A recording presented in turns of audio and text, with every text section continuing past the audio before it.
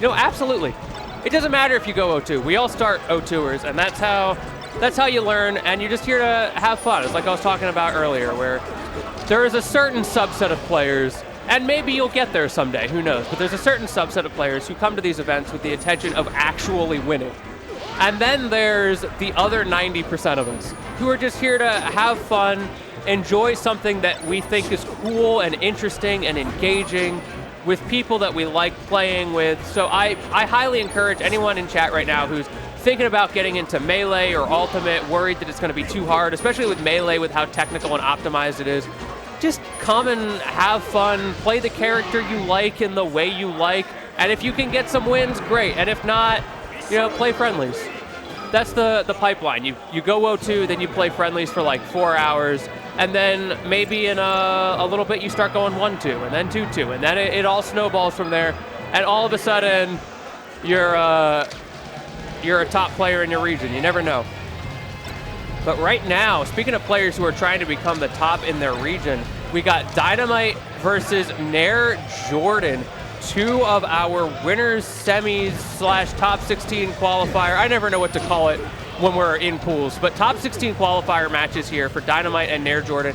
Both of these players trying to make a name for themselves in the community, proving that they have what it takes. Both of them have grinded long and hard to get to where they are today. And what better of a matchup, the classic Fox versus Falco, the Spaceys agenda, to kick off these top 16 qualifiers. Early stock coming out from Dynamite. Nair Jordan using those lasers really well, trying to even it up, but trades with the up B. That's so unfortunate. Dash attack, not going to do enough, sends him off the side, but it's not going to be enough knockback to keep him out there. Dynamite, however, firmly in control of the stage right now. Okay, now we see Nair slowing it down. It seems like every time he runs in, he just gets stuffed out. Dynamite has been playing excellent defense. That sort of camp-in-your-face mentality that we see more and more these days in competitive Smash. Good up air, not going to kill. Shadowboxing a little bit with those lasers. We both know there was no way that was going to connect Dynamite. I don't know why you went for that, but that is going to connect as they take the second stock. Yet to lose their first. Nair Jordan needs to find an answer right now before this gets out of hand. And another back air to open up that neutral interaction, and look how much he was able to get off of it with his corner pressure. Misses the shine. However, both of them barely stay alive. Gets burned by that up B, which for once actually is a good thing. And Dynamite still will not die. Yeah, good spot dodge on that down tilt. Dynamite trying to force back into the center and does get in. That's what I was talking about. So good at getting into the center of the stage. And finally, Nair Jordan with that Nair able to close out the stock. But that's just one. You got 4 to work with right now. And Dynamite is absolutely going to fight tooth and nail to keep this lead. Again, just camping that center stage, forcing Nair to approach, knowing that he has to make something happen. Can Nair Jordan finally sink that shot, or is it going to be another airball? Dynamite swinging with a jab. I don't know what that was supposed to cover. However, Nair got out of it. Not able to convert too far off of that. Once again, we're seeing just Nair is not able to get these big Falco conversions that he desperately needs. Good Nair there, predicting going past the stage, and Dynamite misses the angle, going to lose that second stock. And now we're starting to see those signs of life from Nair Jordan. But the way that that last stock was lost, I don't know how I feel about the chances. And there you go. Great ledge cling there from Dynamite to just bread and butter close that out.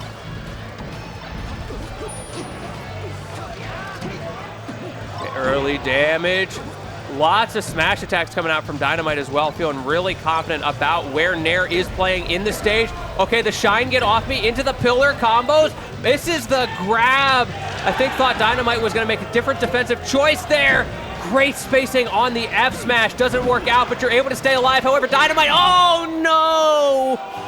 The SD to close it out. Spaced a little bit too far. Ended up off the stage and stuck in laser lag. The double L's coming out there. And now Dynamite gets a 2 stock on that first game, looking really solid. And back to Battlefield. Let's see if Nair can adapt. Looking a little bit better near the end of that game. A little bit cleaner with the combos, but gonna need to tighten things up if they want to have a chance in this set.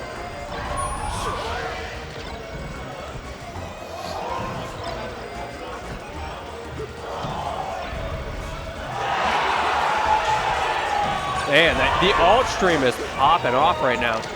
Oh my goodness. Invictus fan club in the house. Okay, oh, shout out my man Invictus. I love that dude. I know he was a little worried about today. Good to see him doing well. But that is not what we are worried about right now. We are worried about Dynamite and Nair Jordan. And while I've been distracted by that giant ultimate monitor, the Subway Surfers of 2024 distracting me from this amazing gameplay, we've been very back and forth. That first stock, of course, going to Dynamite, but then Nair able to answer back much more quickly this time. We saw a lot of difficulty in the first game for Nair to get those first stocks off, and now looking a lot more lively, and this corner pressure a whole lot better. Twice now, though, Dynamite was able to get out, and that is crucial in this matchup. When you get your opponent in the corner, get them off stage, you have to be able to finish your food, and that is the biggest place right now that I feel like Dynamite is a little bit more consistent. When Jordan is in the corner, it's really scary and very hard to get back, whereas Dynamite, it feels like I've seen a few just, default side Bs try to get back, whereas here, okay, making a liar out of me. I thought Dynamite had the answer with the coverage there because he was on top of him on that side B, but instead, Nair got out of the corner and now trying to reverse it. Once again, making a liar out of me, finally closing out one of those down airs. We see so many of those end up with Dynamite hitting the stage by just holding in, but this time, Nair got that stock, but Dynamite consistently just staying one step ahead, getting another stock there, and now starting to run away with this final stock. Nair on his last legs, needs to make something happen before it's too late.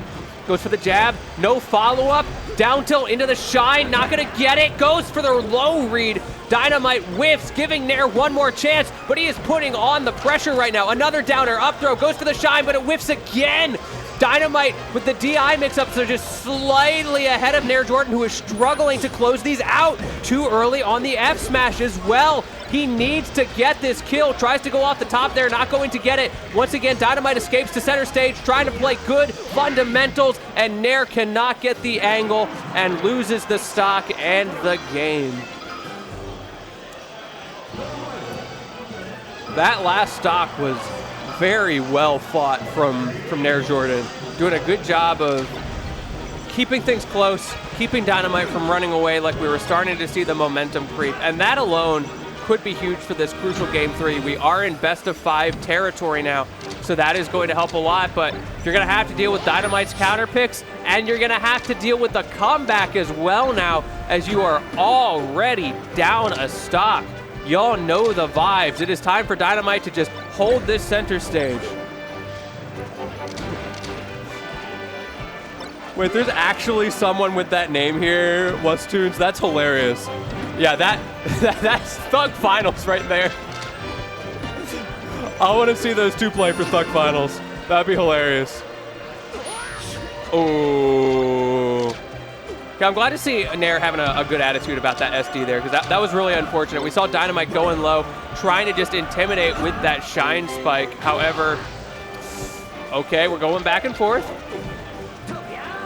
Opportunity here for Nair. We saw how that momentum shift can be pretty big for him in the last game. However, Dynamite not letting him schmoove, just staying in the center. That's been the name of the game this whole set for Dynamite. And honestly, with the Foxes to General today, we've seen a lot of them, it feels like, just win preemptively by getting that Pokeball center of the stage area and forcing their opponent to come in when at a deficit, and just the scuffed risk reward of that, having your back to the corner of the stage, trying to get into the center, is so hard against Fox, who is a whiff punish machine the way Dynamite is playing him right now. Trying to walk away with a 3-stock, whiffs that up air. Okay, Nair, signs of life, but this is looking pretty scary. It may be over for our hero. Might have to hang up his jersey, set that into the Hall of Fame, and GG go next as Dynamite, yeah, once again, look, he's not overextending. He's not letting himself overcook, which is really easy to do with Fox.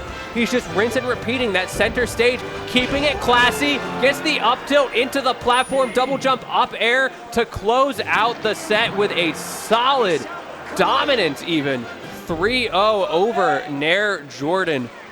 What a great way to kick off these top 16 qualifiers. That was